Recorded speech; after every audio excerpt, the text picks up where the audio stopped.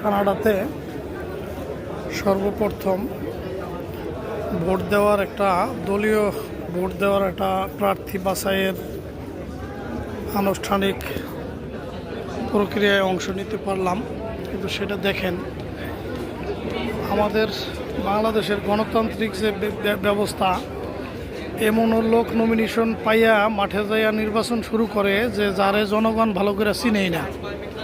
আর এখানে দলীয় মনোনয়ন পাওয়ার জন্য 2 জন 3 জন 5 জন যাই থাকে, এরা আগে কন্টেস্ট করে।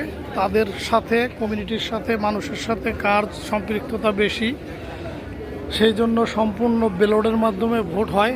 এই যে আমরা ভোট দেওয়ার জন্য সিরিয়ালে দাঁড়াইছি, কত বড় লাইন! এই পুরা চক্কর ঘুরে যাওয়ার পরেও আরও সময় লাগবে।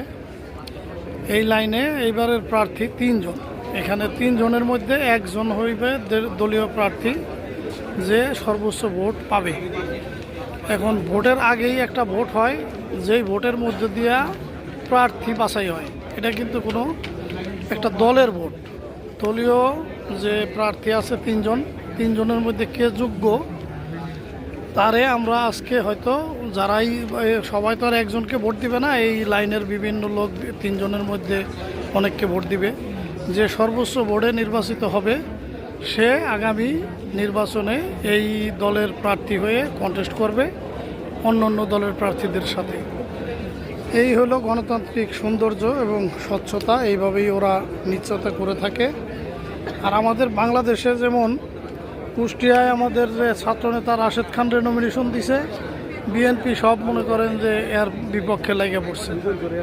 তারপরে সর্বশেষ জোড়াতালি দিয়া যতটুকুই টানছে, জামাত মাঝখান থেকে ছক্কা মেরে দিছে।